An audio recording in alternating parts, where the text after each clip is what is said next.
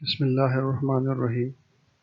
Dear student, کل Friday کو chemistry کے چیپٹر نمبر 16 کا ٹیسٹ ہوگا۔ اس میں یہ کہ الکین اور الکین کا ٹیسٹ پہلے ہو چکا ہے چیپٹر 15 کے ساتھ۔ تو اسی ٹیسٹ میں جو ٹاپک آئیں گے اس میں الکائن، آئسومیرزم، بنزین اور ان سے ریلیٹڈ جو بھی ریئیکشنز وغیرہ ہے وہ شامل ہوں گے۔ یعنی اس ٹیسٹ میں جو کل ہوگا اس میں الکین اور الکین یہ دونوں ٹاپک شامل نہیں ہیں۔ تو میں ویسے آج میسیج بھی کر لوں گا گروپ میں، لیکن پھر بھی یہ چیز آپ ذہن میں رکھ لیں کہ آپ اس کی تیاری کر لیں۔ کل پیریڈ میں اس کا ٹیسٹ ہوگا، اور کوشش کر لیں کہ جو پرسکرائب ٹائم ہے، یعنی 40 منٹ کا ٹیسٹ ہوتا ہے، تو اس میں آپ کوشش کر لیں کہ ٹیسٹ اسی ٹائم ڈیوریشن کے اندر آپ اٹیمپٹ کر لیں، کیونکہ بعد میں جو رزلٹ میرے پاس آتے ہیں وہ پھر کمپیوٹر ایکسیپٹ نہیں کرتا۔ لہٰذا آپ کوشش کر لیں کہ ودن پرسکرائب ٹائم جو بھی ہے 40 منٹس ہے، اس کے اندر یہ ٹیسٹ آپ لوگ اٹیمپٹ کر لیں۔ آج کا جو ہمارا ٹاپک ہے وہ ہے chemical reactions of third elements.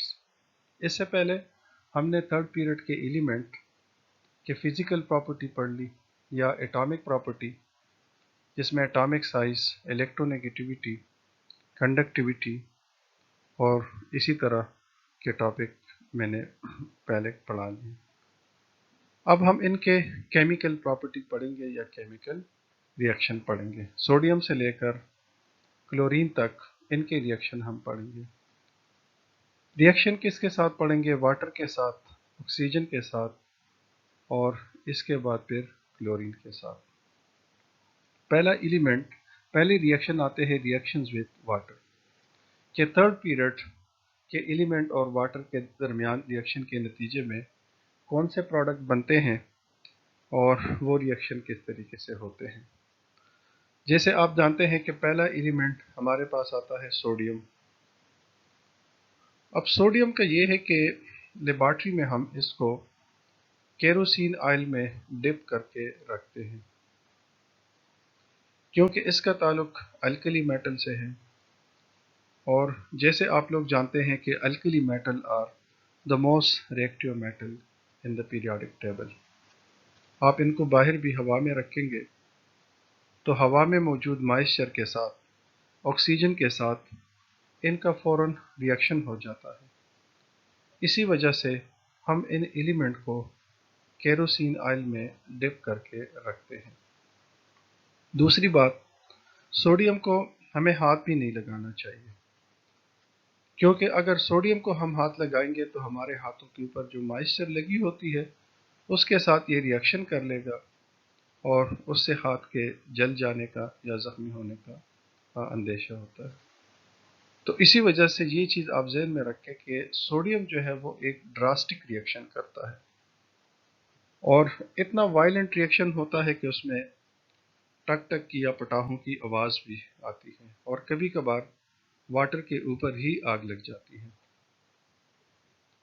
اب یہ ایسا کیوں ہوتا ہے؟ کیونکہ سوڈیم کو جب ہم واٹر سے ریئیکٹ کراتے ہیں تو اس سے بنتا ہے سوڈیم ہائیڈروکسائڈ، یعنی سوڈیم اور واٹر کی ریئیکشن سے سوڈیم ہائیڈروکسائڈ اور ہائیڈروجن گیس، یہ دو پروڈکٹ بنتے ہیں۔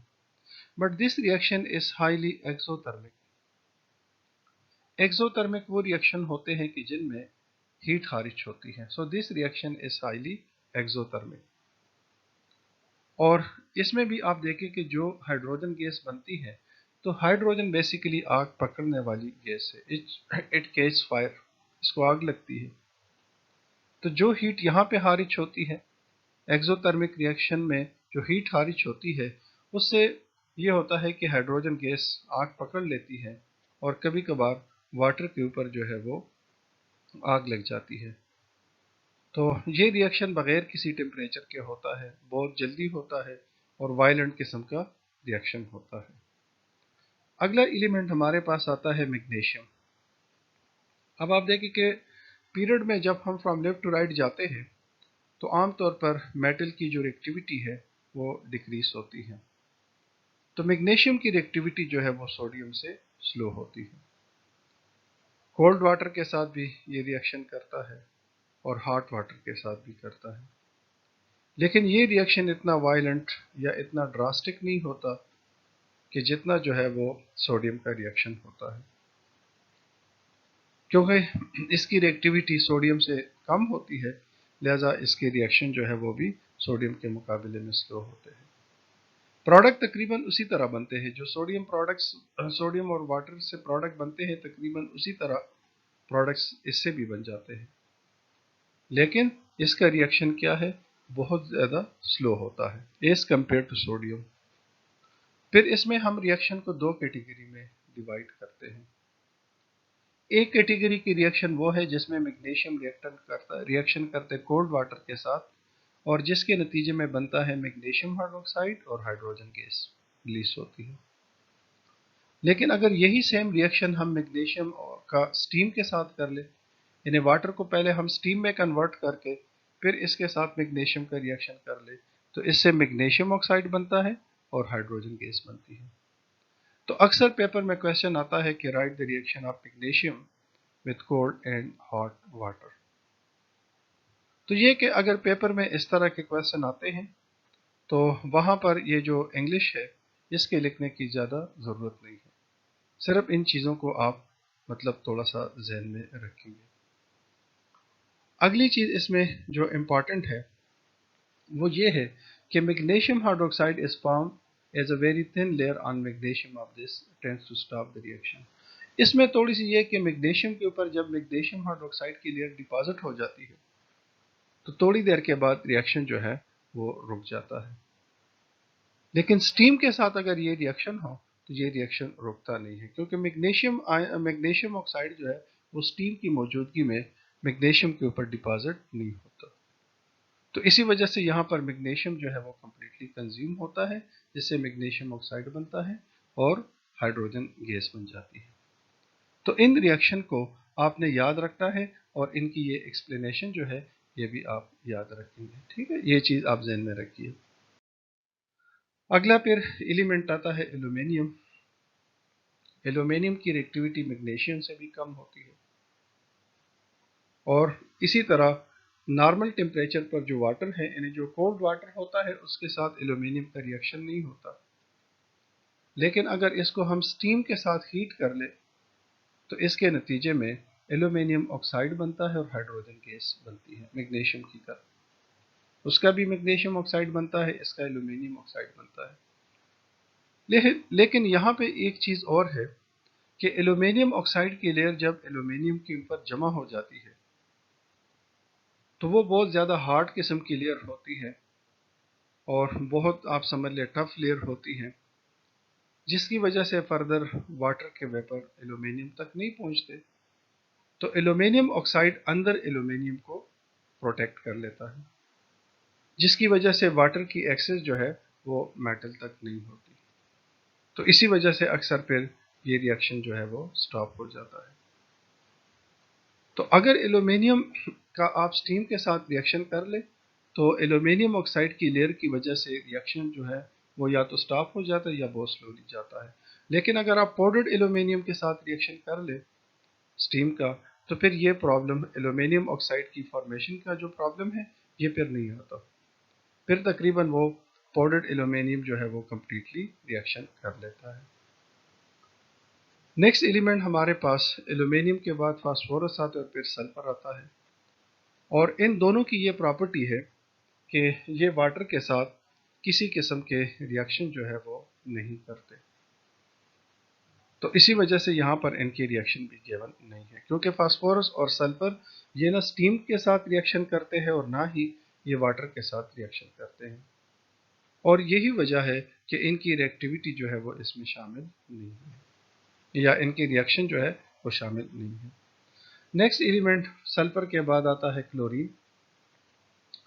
واٹر میں کلورین گیس ڈیزالو بھی ہوتی ہے اور واٹر کے ساتھ کلورین گیس ریئیکشن بھی کرتی ہے، جس کو ہم کلورینیشن کہتے ہیں۔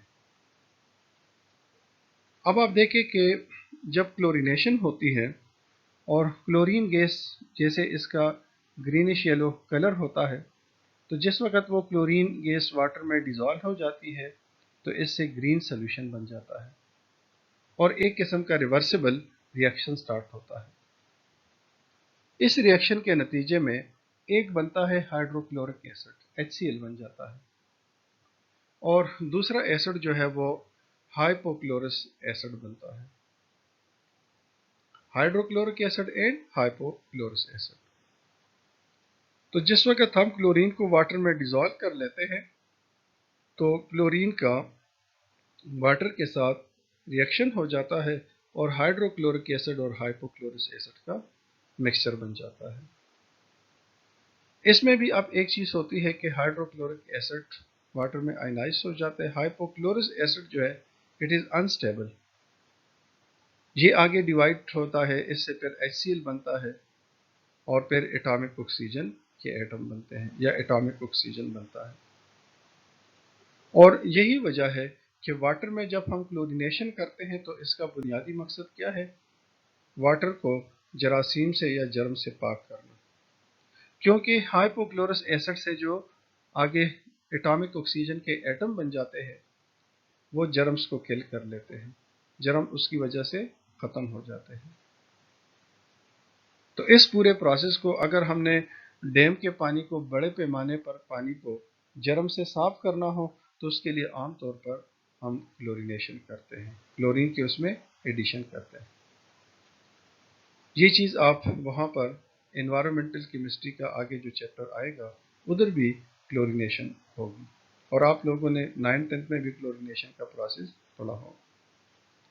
ہاں، اس میں ایک چیز ہوتی ہے کہ اگر یہی ریئیکشن سن لائٹ کی موجودگی میں ہو تو پھر جو ہمارے پاس ہائپوکلورس ایسڈ ہے، جیسے میں نے آپ کو سٹارٹ میں بتا دیا، وہ ڈیکمپوز ہو جائے گا تو HCl اور نیسنٹ آکسیجن کے ایٹم بن جاتے ہیں، اور نیسنٹ آکسیجن کے ایٹم کیا کرتے ہیں، وہ جب کوئی اور چیز نہ ہو ریئیکشن کرنے کے لیے تو پھر یہ نیسنٹ آکسیجن یا ایٹامک آکسیجن کے ایٹم آپس میں کمبینیشن کر لیتے ہیں، جس کے نتیجے میں مالیکولر آکسیجن گیس بن جاتی ہے۔ So in the presence of sunlight the chlorine 1 acid, یہ جو ہائپوکلورس ایسڈ ہے اس کو chlorine 1 acid slowly decompose to produce more hydrochloric acid, اس سے آگے HCl بنتا ہے اور یہ آکسیجن کے ایٹم الگ ہو جاتے ہیں، ریلیزنگ آکسیجن گیس۔ یہ ایٹم اگر کوئی اور چیز ریئیکشن کرنے کے لیے موجود ہو اس کے ساتھ ریئیکشن کرتے ہیں، اگر کوئی اور چیز جو ہے وہ ریئیکشن کے لیے نہ ہو تو پھر یہ آکسیجن کے دو ایٹم آپس میں کمبینیشن کر کے یہ مالیکولر آکسیجن بنا لیتے ہیں۔ تو اس پورے پروسیس کو ہم کلورینیشن آف واٹر کہتے ہیں۔ آخری ایلیمنٹ ہمارے پاس آرگن ہے، تو جیسے آپ لوگ جانتے ہیں کہ آرگن نوبل گیس ہے اور نوبل گیسز کے آکٹیٹ کمپلیٹ ہوتے ہیں، لہذا یہ ان ریئیکٹیو ہوتے ہیں، انرٹ ہوتے ہیں، تو اسی وجہ سے آرگن جو ہے وہ واٹر کے ساتھ کسی بھی حالت میں ریئیکشن نہیں کرتا۔ تو یہ پورے آپ سمجھ لیں کہ پیریڈ 3rd ایلیمنٹ کے واٹر کے ساتھ ریئیکشن کی پوری ڈیٹیل تھی، جس میں سوڈیم سے لے کر آرگن تک یہ سارے ایلیمنٹ کے واٹر کے ساتھ ریئیکٹیویٹی میں نے آپ کو پڑھا تھا۔ اب آپ دیکھیں نیکسٹ ریئیکشن ہے ود آکسیجن۔ اب ہم 3rd پیریڈ کے ایلیمنٹ کے ریئیکشن پڑھیں گے آکسیجن کے ساتھ۔ سوڈیم، جیسے میں نے آپ کو سٹارٹ میں بتا دیا کہ سوڈیم آپ برن بھی کریں گے، برن بھی ہو جاتا ہے، برن نہ بھی کریں نارمل ٹیمپریچر پر بھی آپ رکھیں گے تو اکثر یہ آکسیجن کے ساتھ جو ہے وہ ریئیکشن کر لیتا ہے، اور جس وقت سوڈیم برن ہو جاتا ہے آکسیجن کی پریزنس میں تو اس کے جو فلیم کا کلر ہے وہ اورنج فلیم بن جاتا ہے، وہ برننگ کے دوران جو فلیم بنتا ہے تو اورنج کلر کا فلیم بنتا ہے۔ یہ جو فلیم کا کلر ہے یہ چیز بھی آپ نوٹ کر لیا کریں، کیونکہ اکثر MCQ میں یہ ہوتا ہے کہ اس طرح کی چیزیں بھی پیپر میں آ جاتی ہے۔ تو جب بھی سوڈیم کو آپ آکسیجن کی پریزنس میں برن کریں گے تو اس میں سوڈیم آکسائڈ بنتا ہے، لیکن اس میں ایک اور چیز ہوتی ہے کہ نہ صرف سوڈیم آکسائڈ بنتا ہے بلکہ اس کے ساتھ سوڈیم پروکسائڈ بھی بنتا ہے۔ اب سوڈیم آکسائڈ اور سوڈیم پروکسائڈ میں آکسیڈیشن سٹیٹ کا فرق ہوتا ہے۔ جس آکسائڈ کے اندر जिस ऑक्साइड के अंदर ऑक्सीजन की ऑक्सीडेशन स्टेट -2 होती है या ऑक्सीडेशन नंबर -2 होता है, उसको हम नॉर्मल ऑक्साइड कहते हैं। और जिस ऑक्साइड में ऑक्सीजन की ऑक्सीडेशन स्टेट या ऑक्सीजन का ऑक्सीडेशन नंबर -1 होता है, तो उसको परऑक्साइड कहते हैं। तो जब आप सोडियम और ऑक्सीजन को हीट करेंगे, इसको आप बर्न करेंगे, तो सोडियम ऑक्साइड और सोडियम परऑक्साइड दोनों बन जाते हैं। इसके बाद नेक्स्ट रिएक्शन मैग्नीशियम का है। मैग्नीशियम का भी ये है कि अगर इसको आप ऑक्सीजन की प्रेजेंस में बर्न कर ले, वैसे नॉर्मल टेम्परेचर पर ये रिएक्शन नहीं करता, सोडियम फिर भी नॉर्मल टेम्परेचर पर भी रिएक्शन कर लेता है, लेकिन मैग्नीशियम को जब तक आप बर्न नहीं करेंगे तो मैग्नीशियम जो है वो सोडियम के साथ रिएक्शन नहीं करता। लिहाजा जब आप मैग्नीशियम को बर्न कर लेंगे ऑक्सीजन की, तो वाइट, उस फ्लेम का कलर किस तरह होगा, वाइट फ्लेम बन जाता है। जैसे सोडियम का ऑरेंज फ्लेम बनता है, इसका वाइट फ्लेम बन जाता है, और इसके नतीजे में बनता है मैग्नीशियम ऑक्साइड। ये जो प्रोडक्ट बनता है इसका कलर भी वाइट होता है। सिलिकॉन इसके बाद आता है। सिलिकॉन का ये है कि अगर आप इसको हीट कर लें तो ये उसी तरह मेटल की तरह रिएक्टिव नहीं है, लिहाजा सिलिकॉन जो है वो इतनी आसानी के साथ ऑक्सीजन के साथ रिएक्शन नहीं करता। लेकिन अगर आप इसको बहुत हाई टेम्परेचर पर हीट कर लें, विच इज़ अबाउट नियर 1500 या 2000, इतने डिग्री सेंटीग्रेड पर आप इसको बर्न कर लें, इसको आप हीट दे दें, तो फिर ये ऑक्सीजन के साथ रिएक्शन कर लेता है, जिसके नतीजे में बन जाता है silicon die oxide, SO2 gas बनती है। ठीक है, तो ये रिएक्शन वैसे यहाँ पे बुक में नहीं है, लेकिन ये चीज़ आप ध्यान में रख लें कि जब sulphur plus O2 it will give SO2, sulphur dioxide, sorry, silicon plus O2 silicon dioxide, तो सिलिकॉन डाइऑक्साइड बनता है, which is a very hard solid, और वो सॉलिड होता है। फास्फोरस का ये है कि white phosphorus it case fire, आप इसको हीट करेंगे ऑक्सीजन की प्रेजेंस में तो इट केस फायर, और यही वजह है कि फास्फोरस को अक्सर ये फायर वर्क में इस्तेमाल किया जाता है। आतिशबाजी वगैरह के जो मवाद होते हैं उसमें फास्फोरस को इस्तेमाल किया जाता है, और इसका भी जो फ्लेम बनता है वो वाइट कलर का होता है। इसमें वो होता है कि वाइट स्मोक भी बनती है, mixture of phosphorus 3 oxide and phosphorus 5 oxide. 3 oxide वो होता है, जैसे ये जो रिएक्शन में आप दे रहे, ये 3 ऑक्साइड है। 3 ऑक्साइड में ये होता है कि ऑक्सीडेशन स्टेट फास्फोरस की जो है वो होती है 3, या ऑक्सीडेशन नंबर 3 होता है, क्योंकि जैसे आप लोग जानते हैं कि फास्फोरस का ताल्लुक पीरियोडिक टेबल के ग्रुप 5A से है, और इसके आखिरी शेल में 5 इलेक्ट्रॉन होते हैं। उसमें फिर ये कि अगर वो 3 इलेक्ट्रॉन बॉन्डिंग में हिस्सा ले और एक लोन पेयर इसके पास रह जाए, तो फिर इसकी ऑक्सीडेशन स्टेट 3 होती है।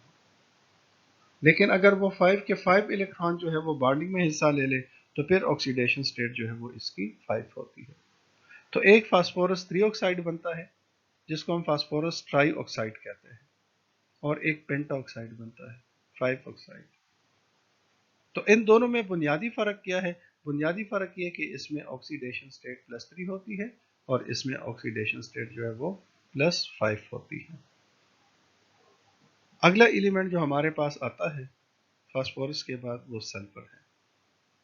सल्फर का भी ये है कि अगर आप इसको बर्न कर लें तो ऑक्सीजन की प्रेजेंस में इसकी बर्निंग हो जाती है, और पेल ब्लू फ्लेम बन जाता है। ये मैं बार बार आपको कह रहा हूँ कि इस तरह की जो फ्लेम के कलर वगैरह, इस तरह की जो चीज़ें होती है, ये अक्सर MCQ में बोर्ड के पेपर में आती है, और इसके नतीजे में सल्फर डाइऑक्साइड गैस बनती है। लेकिन इसका भी ये कि अगर ऑक्सीजन ज़्यादा मकदार में हो, ऑक्सीजन एक्सेस में हो, तो सल्फर डाइऑक्साइड फिर ऑक्सीजन के साथ रिएक्शन करेगी, और आगे जाके उससे सल्फर ट्राइऑक्साइड बनती है। तो यूँ समझ लें कि जब आप सल्फर को ऑक्सीजन की ज़्यादा मकदार में एक्सेस में बर्न करेंगे, तो आपके पास सल्फर डाइऑक्साइड और सल्फर ट्राइऑक्साइड का मिक्सचर बनेगा। अगले जो एलिमेंट सल्फर के बाद आते हैं کلورین ہے، اور کلورین جو ہے اس کا، اور اس کے بعد پھر آرگن آتا ہے۔ کلورین ویسے ایزیلی آکسیجن کے ساتھ ریئیکشن نہیں کرتا، لیکن ہائی ٹیمپریچر پر وہ بھی ریئیکشن کرتا ہے، جس سے کلورین آکسائڈ یا کلورین ہیپٹا آکسائڈ بن جاتے ہیں۔ وہ ریئیکشن میں پھر آپ کو اگلے لیکچر میں کراؤں گا۔ آرگن کا یہ ہے کہ آرگن کسی بھی حالت میں ریئیکشن نہیں کرتا، کیونکہ وہ نوبل گیس ہے اور نوبل گیسز کی ریئیکشن نہیں ہوتے۔ تو یہ کوئی اتنے زیادہ کمپلیکیٹڈ ریئیکشن نہیں ہے، سمپل سی ریئیکشن ہے، اور یہ آرگینک کی طرح بھی نہیں ہے کہ اس کے آپ سٹیپ یا میکینزم وغیرہ یاد کریں گے، بس سمپل سی ریئیکشن ہے، اور ان کی آپ پریکٹس کر کے نا ان کو یاد کرنے کی کوشش کر لیں۔ تو آج سے جو ہے نا وہ چیپٹر نمبر 16 کے جو باقی ٹاپک ہے الکین اور الکین کو چھوڑ کر ان کی آپ تیاری شروع کر لیں، تو کل انشاءاللہ ان ٹاپک میں ٹیسٹ ہوگا۔ اوکے بیٹا، اللہ حافظ۔